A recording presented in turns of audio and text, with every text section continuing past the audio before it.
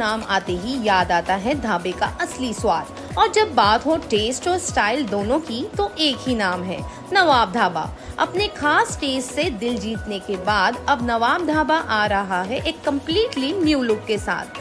Same लाजवाब test, लेकिन अब ज्यादा स्टाइलिश, ज्यादा कंफर्टेबल और ज्यादा नवाबी अंदाज में। तो भिवंडी वालों, आइए नए लुक वाले नवाब ढाबे का हिस्सा बनिए और मजा लीजिए उस टेस्ट का जो हमेशा से इनकी पहचान रहा है।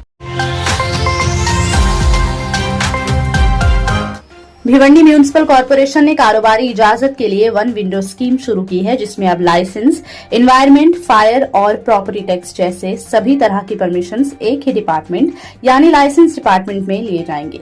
डिप्टी कमिश्नर को इस स्कीम की जिम्मेदारी दी गई है और अब डिपार्टमेंट के स्टाफ बिजनेस इंस्टीट्यूशन से pending property tax, environment, fire registration fees और बिजनेस लाइसेंस फीस वसूल करेंगे।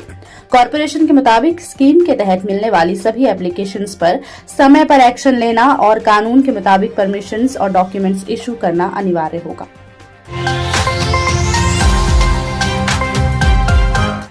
कल्याण डोंबिवली में 90,000 आवारा कुत्ते मौजूद हैं। पिछले 3 सालों में उनकी नसबंदी और टीकाकरण पर 4 करोड़ 23 लाख रुपए खर्च हुए हैं।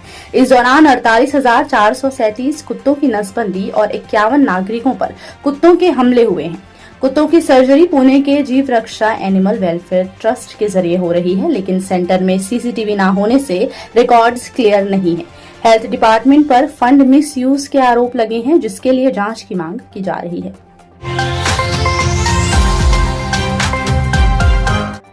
भिवंडी म्यूनिसिपल कॉर्पोरेशन ने अपने फाइनेंशियल सिस्टम में ट्रांसपेरेंसी लाने के लिए क्रेडिट रेटिंग सिस्टम शुरू किया है। ये काम SCBI से अप्रूव्ड कंपनी करेगी। रेटिंग से कॉर्पोरेशन की साख सुधरेगी और सेंट्रल और स्टेट गवर्नमेंट की स्कीम्स के लिए फंड लेना आसान होगा। ये कंपनी पहले कॉर्पोरेशन की फाइनेंशियल पोजीशन का पूरा स्टडी करेगी और एक व्हाइट पेपर तैयार करेगी, जिसमें भिवंडी महानगर पालिका की फाइनेंशियल और एडमिनिस्ट्रेटिव परफॉर्मेंस का एनालिसिस होगा। ये इनिशिएटिव सिटी के इंफ्रास्ट्रक्चर डेवलपमेंट और फंड एलोकेशन में मदद करेगा।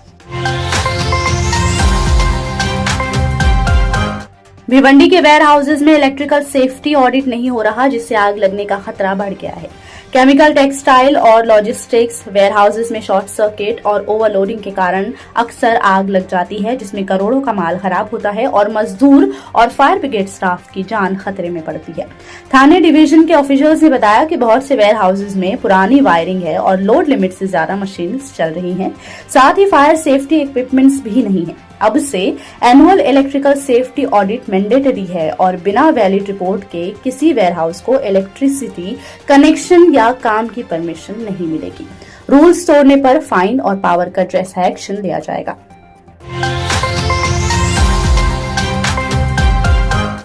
महाराष्ट्र सरकार ने 9 अक्टूबर को एक प्रपोजल जारी किया है, जिसमें पोटेंशियली ऑफेंसिव जगह के नाम बदलने की बात की गई है। इस प्रपोजल में कहा गया है कि पहले भी सोशल जस्टिस डिपार्टमेंट ने इस तरह के इंस्ट्रक्शंस दिए थे और अब अर्बन एरियाज के लिए अर्बन डेवलपमेंट डिपार्टमेंट नाम बदलने या नए नाम देने की प्रोसेस सेट करेगा। रूरल एरियाज में रूरल डेवलपमेंट डिपार्टमेंट नगर पालिका और नगर परिषद के लिए प्रोसेस तय करेगा। किसी भी नाम बदलने या नया नाम देने का फाइनल अप्रूवल डिस्ट्रिक्ट कलेक्टर के पास होगा। सरकार का एम है कि कास्ट या कम्युनिटी से जुड़े हुए नामों को डेमोक्रेटिक और इंक्लूसिव नामों से रिप्लेस किया जा सके।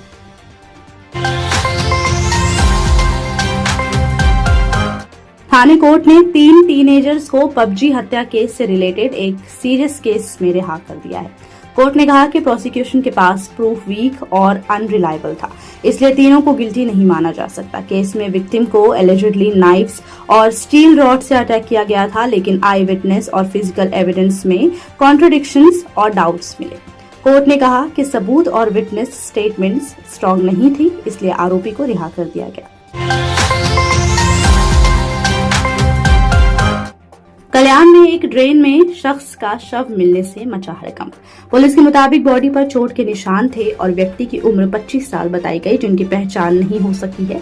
शक है कि शख्स पर पत्थर से अटैक हुआ है, लेकिन मौत का असली कारण पोस्टमार्टम के बाद ही बताया जा सकता है।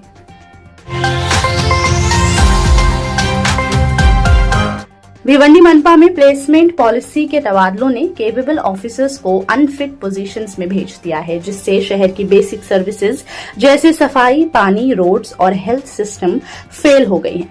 सड़कें अधूरी हैं, पानी सप्लाई और कचरे की प्रॉब्लम बढ़ गई है और टैक्स कलेक्शन कम होने से म्यूनिसिपल फाइनेंस वीक हो गई है।